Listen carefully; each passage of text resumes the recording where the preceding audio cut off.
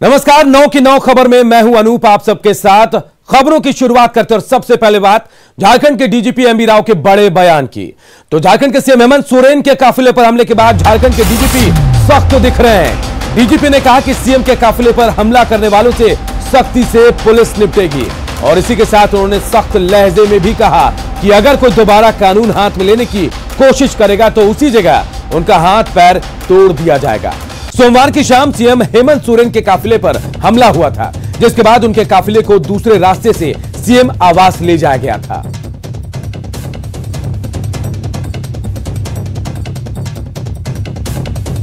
शाम को जो भी गुंडागर्दी किया ये बिल्कुल ही मान्य नहीं है। अत्यंत कठोरता से उनको निपटा जाएगा।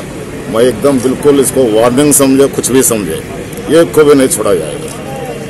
दोबारा अगर कानून अपना हाथ में लेने की कोशिश करेंगे उसी जगह पर हाथ पैर तोड़ दिया जाएगा लोगों का। सर इस एकदम ये गुंडागर्दी चलने नहीं देंगे हम। तो देखिए, डीजीपी के इस बड़े बयान के बाद कई सवाल भी उठ रहे हैं और सवाल बेहद महत्वपूर्ण हम आपको बता रहे हैं। और डीजीपी साहब क्या कुछ कह रहे हैं ये भी हमने आपको बताया कि अगर दोबारा आपने कानून हाथ में लिया तो जिस जगह कानून आप हाथ में लेंगे आपके हाथ पांव उसी जगह तोड़ दिए जाएंगे। हालांकि डीजीपी साहब पुलिस के मुखिया हैं, प्रदेश के सबसे बड़े पुलिस अधिकारी, और उन्होंने ये बयान दिया है और इस पर भी कई सवाल उठ रहे हैं। सीएम हेमंत सोरेन के काफिले पर हमला हुआ था और इसके बाद अब कार्रवाई की जा रही है। कई लोगों को गिरफ्तार किया गया है, कई लोगों को हिरासत में लिया गया है। 70 लोगों के खिलाफ नामजद एफआईआर दर्ज किया गया और सीएम ने भी साफ साफ कह दिया कि अब कार्रवाई करेंगे। जिन लोगों ने कार्रवाई ये किया है उन पर कार्रवाई की जाएगी। और एक बार आप सबको फिर से सुनाते हैं क्या कुछ झारखंड के डीजीपी एमवी राव ने इस मामले में कहा है। कल शाम को जो भी गुंडागर्दी किया ये बिल्कुल ही मान्य नहीं है। अत्यंत कठोरता से उनको निपटा जाएगा। मैं एकदम बिल्कुल इसको वार्निंग समझे, कुछ भी समझे, ये को भी नहीं छोड़ा जाएगा। दोबारा अगर कानून अपना हाथ में लेने की कोशिश करेंगे उसी जगह पर हाथ पैर तोड़ दिया जाएगा लोगों का। सर इस एकदम ये गुंडागर्दी चलने नहीं देंगे हम।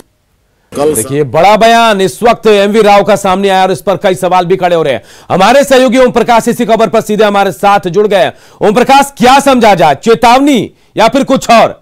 एमवी राव साहब बड़ा बयान दे रहे हैं कि अगर कानून हाथ में दोबारा लेंगे तो उसी जगह हाथ पांव तोड़ दिया जाएगा। जी, जाहिर तौर पर जिस तरह से लगातार अगर कहा जाए तो सीएम के काफिलों को रोका गया और तमाम तरह के बिंदुओं पर सरकार की तरफ से भी सवाल उठाए गए, तो उससे लेकर पुलिस कहीं ना कहीं बैकफुट पर है। वो जो साफ तौर से हमें पिछले 2 दिनों से देखने को मिल रहा है, पुलिस बैकफुट पर है। और इसी का कुछ हो सकता है फ्रस्ट्रेशन कहें या फिर जिस तरह की कार्रवाई जो पुलिस ने उस भीड़ को हटाने के की वो नाकाफी थी। तो इन सब के बीच एमवी राव जो डीजीपी हैं हमारे, उनका बयान आना वो कहीं ना कहीं ये बताता है कि पुलिस बैकफुट पर है और वो फ्रस्ट्रेट है। तो इस तरह का भी बयान आया है। वहीं पर देखा जाए तो कड़ी चेतावनी भी है। हालांकि राजनीतिक हलकों में इस बयान का दूसरा मतलब निकाला जा रहा है और साफ तौर से ये भी कहा जा रहा है कि अगर डीजीपी की तरफ से हाथ पांव तोड़ने जैसा बयान आएगा तो ये काफी दुर्भाग्यपूर्ण है। कानून व्यवस्था फिर किसके भरोसे? तो इस तरह की तमाम सवाल जो है वो राजनीतिक गलियारों से भी उठ रहे हैं। वहीं बात की जाए तो पुलिस की, तो पुलिस फिलहाल इस बारे में जो बयान है वो सीधा तौर पर कहना है कि जो बयान है उसका मतलब सख्ती है और पुलिस सख्ती से इन। लेकिन ओम प्रकाश, चलिए सख्ती की बात तो समझ में आती है, लेकिन क्या कैमरे के सामने इस तरह के बयान देने चाहिए? क्या इसका गलत असर नहीं पड़ेगा? जी, जाहिर तौर पर इसी वजह से तो हमने कहा कि जो लोग पुलिस जो है वो बैकफुट पर है और कहीं ना कहीं उसका फ्रस्ट्रेशन जो है वो सामने आ गया। डीजीपी की जो भड़ास थी वो निकलकर सामने आ गई। चलिए, हम आपको रोकेंगे। ओम प्रकाश, आपको रोकते हैं। प्रतुल शाहदेव हमारे साथ बीजेपी प्रवक्ता जुड़ गए हैं। प्रतुल जी, इस बयान के क्या मायने निकाले जाए? प्रदेश के मुखिया जो पुलिस के मुखिया जो हैं वो कह रहे हैं कि अगर कानून दोबारा हाथ में लेते हैं आप तो हाथ पैर वहीं तोड़ दिए जाएंगे आपके।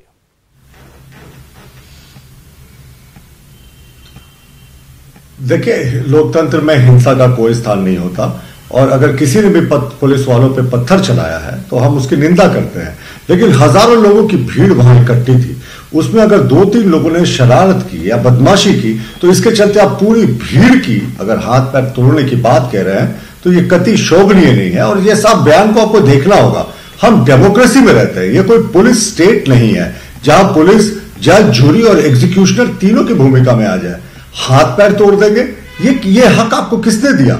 आपको नियम सम्मत कार्रवाई करनी चाहिए, कानून सम्मत कार्रवाई करनी चाहिए। जो इस तरह का कर रहे हैं उनकी गिरफ्तारी होनी चाहिए, उसके बाद कानून सजा देगा। लेकिन जब पुलिस का मुखिया ही कहता है कि हाथ पैर तोड़ देंगे, तो काश यही जो स्पिरिट थी उनकी, जिस समय 1600 बलात्कार होते रहे प्रदेश में, यही स्पिरिट दिखी होती बलात्कारियों के लिए, तो बात कुछ और होती। हम इस बयान की कड़ी निंदा करते हैं साहब। जब राज्य का मुखिया कह रहा है कि हम मां के हाथ पैर तोड़ देंगे, तो आप सोचिए कि पूरी पुलिस हायरार्की जो बहुत डिसिप्लिन होती है, उस पर क्या मैसेज जाता है। उनको साफ है कि कोई भी प्रदर्शन करने सड़क पर उतरो साहब। जब हमारे डीजीपी कह रहे हैं कि मां के हाथ पैर तोड़ दो, तो हमें भी छूट है। ये बयान कतई डेमोक्रेसी में उचित नहीं है। और ये पुलिस जज की भूमिका में कब से आ गई, मुझे ये समझ में नहीं आता। जी प्रतुल जी, अगर आप कह रहे प्रदर्शन के दौरान अगर ऐसा होता है, तो आज तो प्रदर्शन जेएमएम वाले भी कर रहे हैं और आपके खिलाफ कर रहे हैं।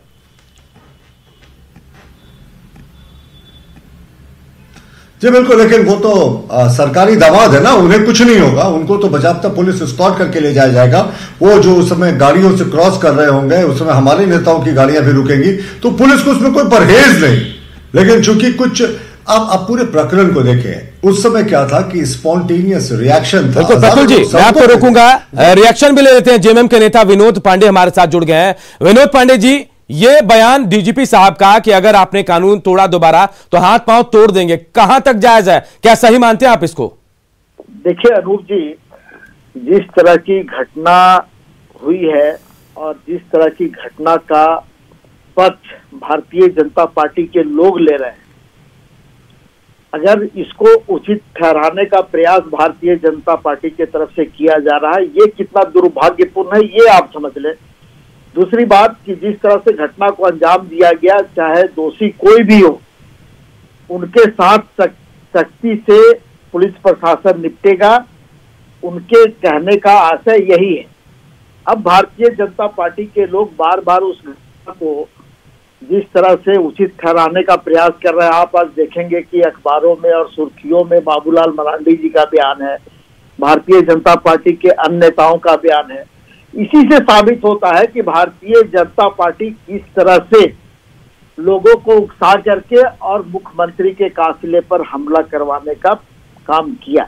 लेकिन चलिए, आप आशय बता रहे हैं विनोद जी, आप आशय बता रहे कि क्या उनका मतलब था डीजीपी साहब के बयान का, लेकिन डीजीपी साहब तो साफ साफ कह रहे हैं कि हम हाथ पांव तोड़ेंगे। इसके बाद कोई आशय बच जाता है क्या? यही बात कह रहा हूं कि इस तरह का दुस्साहस करने वाला चाहे कोई भी हो, उनके साथ में पुलिस प्रशासन सख्ती से निपटेगा। आप डीजीपी साहब के बयान के साथ हैं? नहीं अनूप जी, मैं साथ हूं या विरोध में हूं, सवाल ये नहीं उठता है। सवाल ये उठता है कि जो घटना घटी, उस घटना को अगर आप या भारतीय जनता पार्टी के प्रवक्ता जो भी है सामने, मैं उनकी आवाज नहीं सुन पा रहा था। प्रतुल शाहदेव हैं, वो कह रहे हैं कि आप जो कह रहे हैं, जो आप डीजीपी साहब का बयान है, वो कुछ और बात बता रहा है, कुछ और संकेत दे रहा है। वो नहीं, संकेत कुछ नहीं दे रहा है। जिस तरह से भारतीय जनता पार्टी के लोग उसमें शामिल जो लोग भी हैं उनका पक्ष ले रहे हैं, ये दुर्भाग्यपूर्ण है। और कोई भी दोषी होगा, चाहे वो भारतीय जनता पार्टी के कार्यकर्ता हो या किसी दल के कार्यकर्ता हो या किसी संगठन के कार्यकर्ता हो, उनके साथ में सख्ती किया जाएगा और उनकी गिरफ्तारियां भी होंगी और उनको सजा भी मिलेगी। प्रतुल हमारे साथ जुड़े। प्रतुल जी, ये देखिए, बड़ा एक आरोप भी लगाया विनोद पांडे की तरफ से आपकी तरफ कि बीजेपी के लोग हो चाहे कोई भी लोग हो, लेकिन नाम है बीजेपी का, अगर पकड़े गए तो फिर बहुत बड़ी कार्रवाई होगी। और आप कह रहे हैं कि कार्रवाई करनी चाहिए, लेकिन कौन है अभी तक साफ नहीं हो पाया है। देखिए, मुख्यमंत्री पूरे प्रदेश के मुख्यमंत्री होते हैं, वो हमारे भी मुख्यमंत्री हैं। तो इस तरह की घटना अगर कुछ लोगों ने की है तो उन पर कार्रवाई हो, हम तो उसका स्वागत करते हैं। हमने कभी उस पर रोना नहीं डाला। लेकिन किस तरीके का स्टेटमेंट आता है साहब डीजीपी साहब का, काश डीजीपी साहब ने यही संवेदनशीलता उस बेटी के शव के बाहर आने के बाद दिखाई होती और कहा होता कि बलात्कारी कोई भी है, हम उन्हें सजाए मौत दिलाकर छोड़ेंगे। ऐसा बयान उनका नहीं आया। लेकिन जब मुख्यमंत्री के काफिले को आक्रोशित लोगों ने रोककर अपनी पीड़ा बतानी चाहिए, तो उन्होंने कहा कि हम मारकर हाथ पैर तोड़ देंगे। और मैं झामुमो के नेता की बात सुन रहा था, उनका कहना था कि डीजीपी साहब का आशय ये था। अब वो डीजीपी साहब के दिल में चले गए क्या कि उनके मन में क्या है वो बात ये बताने लगे हैं। कल डीजीपी साहब कहेंगे कि भाई कोई भी सामने आएगा गोली मार दो, फिर जामुमू के प्रवक्ता कहेंगे कि नहीं, उनके आपको आशय को देखना चाहिए। साफ है जब वो कह रहे हैं कि मारकर हाथ पैर तोड़ देंगे तो इसका कोई दूसरा मतलब नहीं होता। और कानून किसी को हक नहीं देता, पुलिस को भी हक नहीं देता कि वो मैनुअल के बाहर जाकर किसी भी हाथ पैर तोड़ने की बात करे। और जब मुखिया ऐसी बात कर रहा हो तो आप सोचिए कि आज ये कांस्टेबल के मन में क्या होगा। अब तो ये अहिंसात्मक प्रदर्शन करने वाले लोगों के हाथ पैर तोड़ने की जब बात कर रहे हो ना, तो आप समझिए कि यहाँ पुलिस स्टेट लागू हो गया है। चलिए थोड़ा इंतजार करते हैं, सतोष यादव जी थोड़ा इंतजार करते हैं, विनोद चंद्र जी थोड़ा इंतजार करते हैं कि जब जांच पूरी होगी, मामला पूरा खुलेगा, उसके बाद कौन दोषी है ये भी पता चल जाएगा। फिलहाल हमारे साथ जुड़ने के लिए आप सबका, ओम प्रकाश साहब का भी बहुत बहुत शुक्रिया। इधर रांची में अभी युवती की हत्या का मामला सुलझा भी नहीं था कि कल सरे शाम एक और हत्या से लोग सहम गए। रांची के कोतवाली थाना क्षेत्र में अपराधियों ने एक युवक की गोली मारकर हत्या कर दी। पुलिस को सिर में मारी गई। वहीं हत्या के बाद आरोपी रांची से कोलकाता भागने की फिराक में थे, लेकिन पुलिस ने तुरंत कार्रवाई करते हुए दोनों आरोपियों को पकड़ लिया। उनके पास से हथियार भी बरामद किए गए। मृतक का नाम आशीष था और वो रांची के सेवा सदन अस्पताल में ट्रॉली मैन का काम करता था। जानकारी के अनुसार पूरी वारदात जुए में हुए विवाद की वजह से हुई। इसके बाद आशीष को गोली मार दी गई। पूरे मामले में पुलिस की जांच जारी है, लेकिन हत्या की इस वारदात से पहले से ही लॉ एंड ऑर्डर को लेकर निशाने पर रही रांची पुलिस पर फिर से सवाल उठने लगे हैं। में शिवगंज एक स्थान है, वहाँ पे एक व्यक्ति की जो लाश है वहाँ पाया गया था। उसको तुरंत इमीडिएटली सेवा सदन पहुँचाया गया, जहाँ पे कि उसको ब्रॉड डेड घोषित कर दिया गया। वहाँ पे यह बताया जा रहा है कि उसको एक सर पे उसके चोट लगी हुई दिखाई पड़ रही है और किस तरह की चोट है इसका सत्यापन किया जा रहा है। हम लोग इसमें गिरफ्तारी का प्रयास कर रहे हैं। और बात बेतिया की, जहां जमीन विवाद में एक युवक की पीट कर हत्या कर दी गई।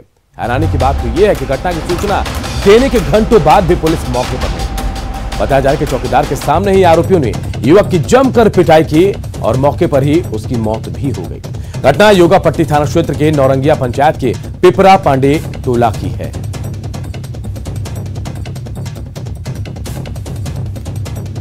तो देखिए बेतिया से बड़ी खबर, जहां एक युवक की पीट कर हत्या कर दी गई। योगापट्टी थाना क्षेत्र के नौरंगिया पंचायत की घटना है, जहां चौकीदार के सामने ही युवक को पीटा गया लाठी डंडे से और उसकी मौत हो गई।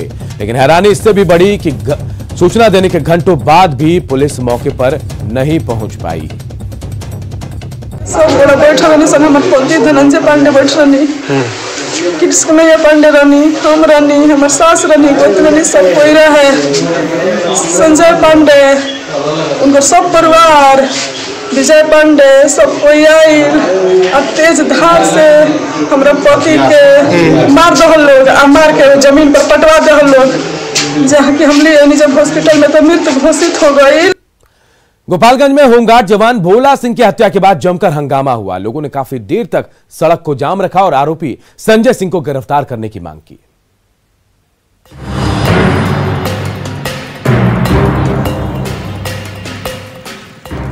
लोगों की भीड़ और बीच सड़क जलता ये टायर, नतीजा है पुलिस को लेकर लोगों के गुस्से का, जो होमगार्ड जवान की हत्या के बाद सामने आया है। गोपालगंज के नगर थाना के एक डेरवा गांव के नजदीक अपराधियों ने भोला सिंह नाम के होमगार्ड जवान की गोली मारकर हत्या कर दी। हत्या के बाद आक्रोशित ग्रामीणों ने NH 28 को जाम कर दिया और काफी देर तक हंगामा करते रहे। मामला ये हत्या हुई है तो हत्या का मामला है, इन्वेस्टिगेशन में है और पुलिस अपना काम कर रही है। भोला सिंह नाम के होमगार्ड जवान पर करीब 1 महीना पहले भी हमला हुआ था। रंगदारी नहीं देने पर अपराधियों ने 26 नवंबर को गोली मार दी थी।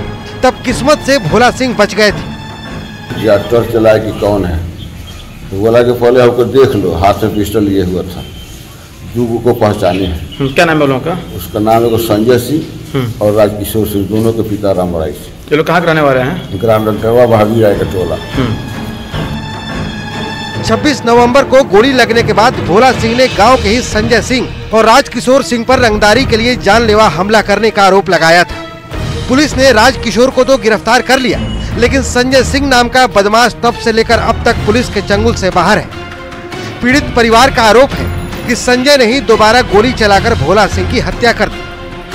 हम लोग रंगदारी उसे नहीं दिए थे, इसी के वजह से गोली चलाया है। उसका नाम संजय सिंह है, उर्फ बनरी नाम है उसका, वही गोली चलाया है। रंगदारी पहले भी मांगा है, पहले भी गोली चलाया था और आज भी चलाया है। काश की पुलिस ने अपनी जिम्मेवारी को ठीक से निभाया होता, समय रहते अपराधी संजय सिंह को पकड़ लिया होता तो शायद होमगार्ड जवान की जान बच जाती। न्यूज़ 18 के लिए गोपालगंज से मुकेश कुमार की रिपोर्ट। कोविड-19 महामारी ने परस्पर निर्भरता की भावना को सुदृढ़ किया है, जिससे कि पूरा देश इस विपत्ति का एकजुट होकर मुकाबला कर सके। वैक्सीनेशन के ऐलान के बाद जरूरत होगी कि हम सभी अपना सर्वश्रेष्ठ योगदान दें, जिससे हम एक साथ वायरस को हराने की तरफ कदम बढ़ा सके। और नेटवर्क 18 इस मुहिम में हर कदम पर आपके साथ होगा। जब तक सभी सुरक्षित नहीं होते तब तक कोई सुरक्षित नहीं होगा। और इसी सोच के आधार पर हमारे कैंपेन संजीवनी का लक्ष्य यह सुनिश्चित करना है कि वैक्सीन पाना सभी भारतीयों का अधिकार है।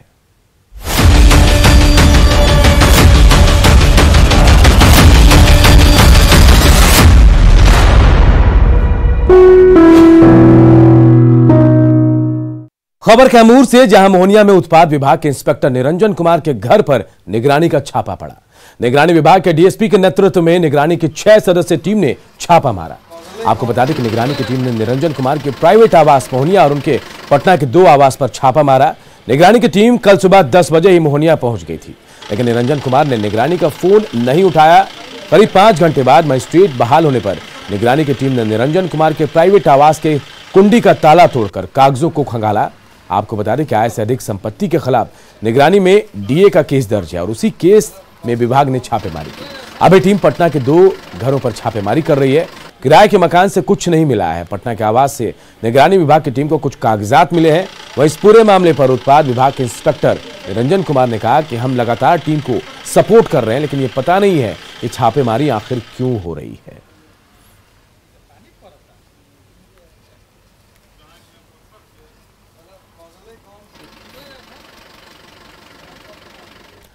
चौरासी के दंगे को बीते 36 साल हो गए, लेकिन इन 36 सालों में पटना के करीब 100 परिवार ऐसे हैं जिनका सब कुछ लूट जाने के बावजूद सरकारी सहायता के नाम पर मुआवजे की राशि तक नहीं मिली।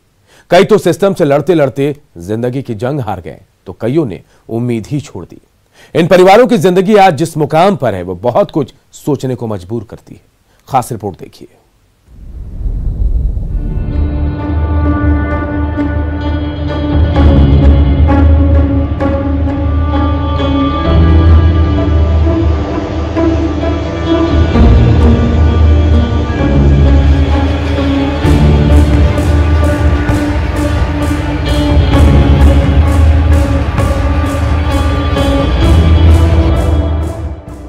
भारत के आसमान में उठता काला धुआं किसी के सपनों, अरमानों को जला रहा था।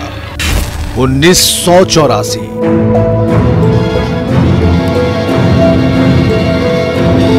जब सिख व्यापारियों की मंडियां लूटी जा रही थी। 1984 36 साल बाद इन्हीं तस्वीरों में काली हो चुकी इमारत की मालकिन महेंद्र कौर किसी सुरक्षित ठिकाने की तलाश में अपने परिवार के साथ निकल रही थी।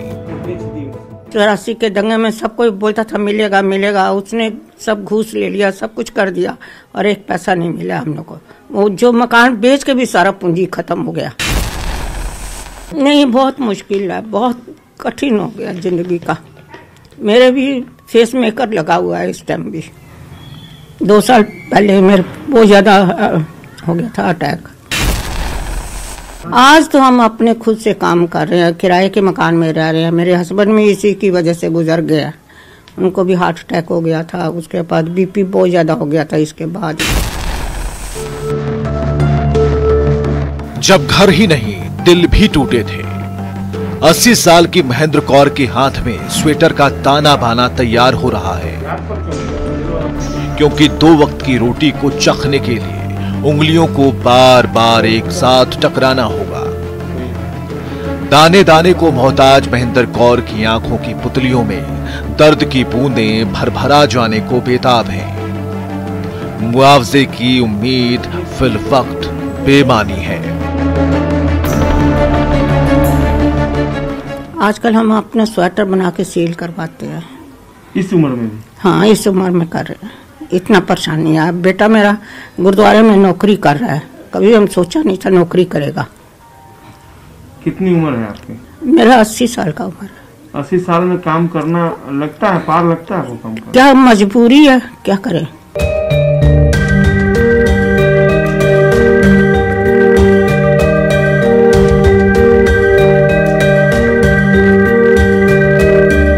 गुरुद्वारे में बेटे की नौकरी की बात करते करते उस मां का गला रूंध गया, जिसने कभी सोचा भी नहीं था कि उनके बेटे को 12,000 की नौकरी करनी पड़ेगी।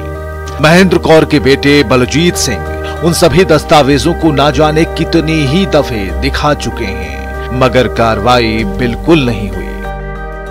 पुलिस रिपोर्ट हम लोग दिया, बोला हम लोग को मनाहट हुआ, देने के बाद बोला नहीं आपको पहले नहीं मिला इसलिए मुआवजा नहीं मिलेगा। बस यही बस सर, हम लोग को पैसा नहीं मिला।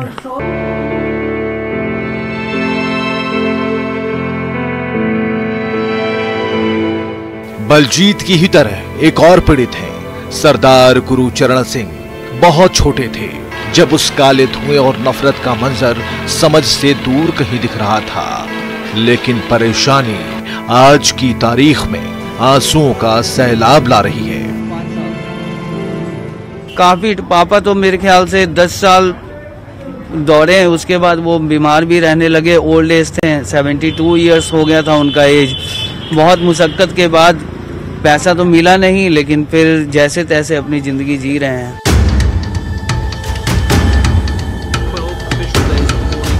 दंगों की आग दिल्ली से बिहार दहका रही थी।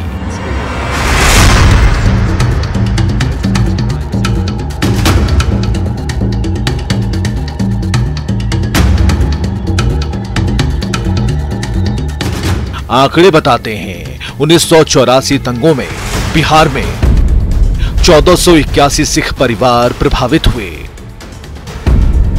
7,000 से ज्यादा लोग पीड़ित हुए, 19 करोड़ की संपत्ति का नुकसान हुआ, 125 परिवारों को ही मुआवजा मिल पाया। 100 परिवारों को अभी भी मुआवजे का इंतजार है। राजनीति की आंच में यह मामला बार बार जलता रहा, लेकिन उन 100 परिवारों का दर्द बांटने कोई नहीं आया। एक दूसरे के माथे ठीकरा फोड़ने का सिलसिला आज भी जारी है।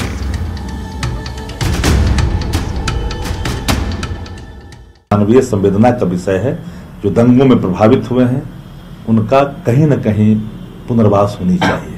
मैं भी इसको देखूंगा निश्चित रूप से। अगर कुछ होगा तो निश्चित रूप से सरकार के पास इस विषय को पहुंचा करके और इसमें उनको मुआवजा मिले, इसके लिए मैं व्यक्तिगत रूप से भी प्रयास करूंगा और पार्टी स्तर से भी इसमें कुछ उनको हो, इसके लिए प्रयास करने का उनको हो, उसके लिए मैं प्रयास करूंगा। कहते हैं कि अगर दृढ़ इच्छा शक्ति सरकार के पास रहती तो इन पीड़ितों को आज कुछ न कुछ न्याय जरूर नसीब हो गया होता, लेकिन कोरे आश्वासन आज इन परिवारों पर भारी पड़ते दिख रहे हैं। कैमरा पर्सन मनोज के साथ संजय कुमार, न्यूज़ 18 पटना। और इस बुलेटिन में इतना ही, लेकिन खबरें लगातार जारी है। देखते रहिए न्यूज़ 18 बिहार झारखंड।